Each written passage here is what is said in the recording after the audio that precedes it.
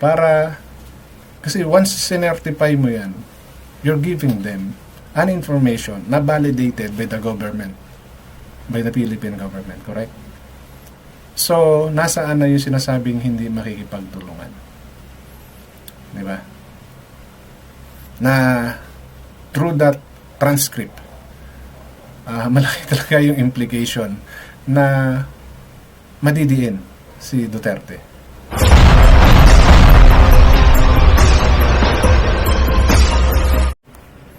Kung matatandaan natin,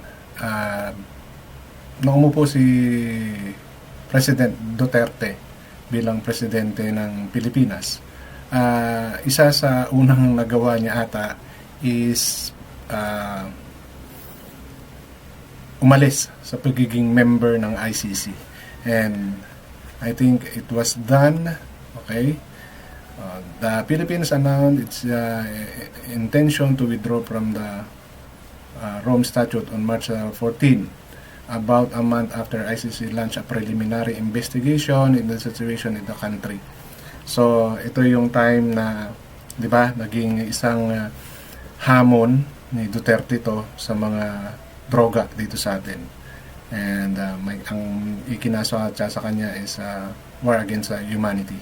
Parang yun. Kaya pumasok ang ICC. Pero tulad na sinabi ko, nag-withdraw na tayo doon. Kaya walang jurisdiction ang ICC dito sa atin. Okay? Unless i-allowed natin. And the government is still denying yung mga pangyayaring yun nung sa war on drugs na yung Duterte administration. So,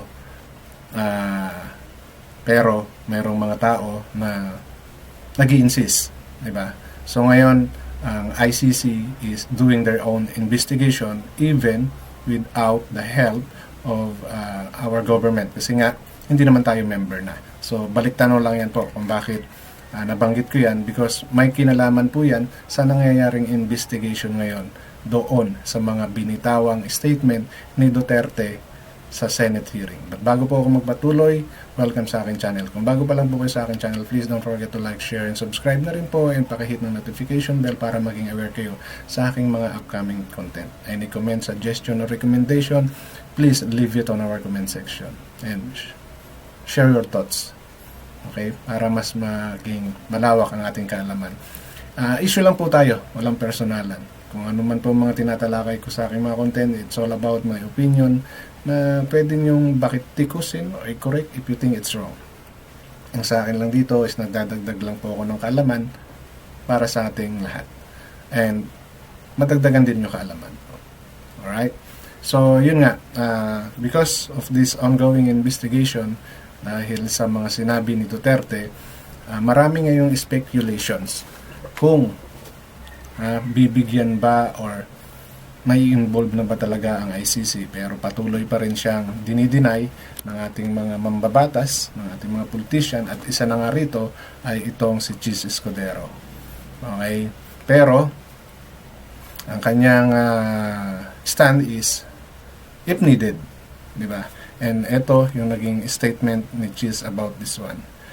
Yan, katulad yan, isinapubliko na namin yan. Kung may manghihingi ICC man o kung sino man na i-certify yung transcript, wala akong makikitang dahilan para hindi yan i-certify ng Blue Ribbon Committee.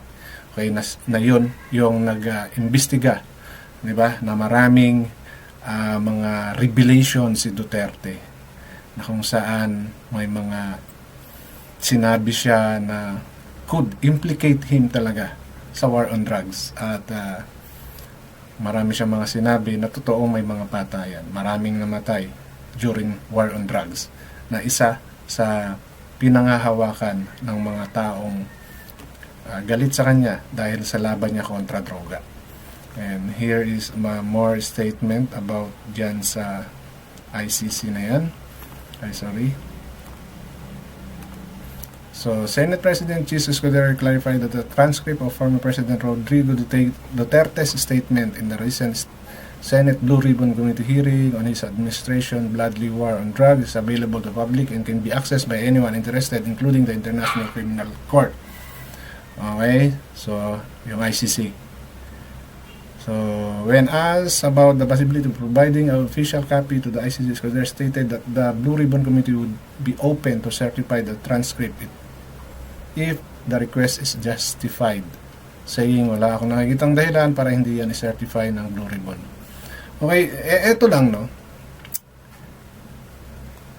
If ever, di ba, i-certify yan ng Blue Ribbon, this one is considered na nakipagtulungan ka na, di ba? Ito sa akin, opinion ko lang to. Para, kasi once sinertify mo yan, you're giving them an information na validated by the government, by the Philippine government, correct? So, nasaan na yung sinasabing hindi makikipagtulungan? Di ba?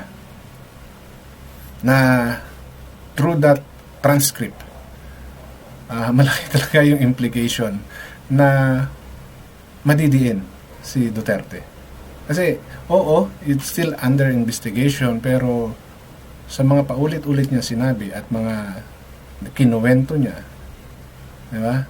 To the point na sinabihan niya yung mga naging commander ng Davao during his time, mga naging death squad commander din.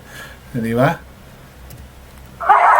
So, from that point, and those are under oath statement. No? Hindi mo pwedeng pasinungalingan, hindi mo pwedeng sabihin nagbibiro dahil there's nothing na sinabi siya doon na nagbibiro. Kung ano yung binitawan mong salita, everybody will take it as a serious matter. Diba? Hindi yun basta mo lang naisip kaya mo nasabi or gusto mo lang mag-impress, pa-impress. Diba? Kasi anything you said during that time can be used against you, sabi nga. So, maraming mga binitawang salita si Duterte during that hearing na sinabi niya talaga na siya mismo. At may hinamon niya pa ang DOJ, di ba? Bakit sa tinagal-tagal, no? Na wala na siya sa pwesto bilang presidente, hindi pa rin siya kinakasuhan. Di ba? So, lahat ng mga yun is lalabas doon sa transcript na ibibigay or isi-certify halimbawa ng Blue Ribbon Committee.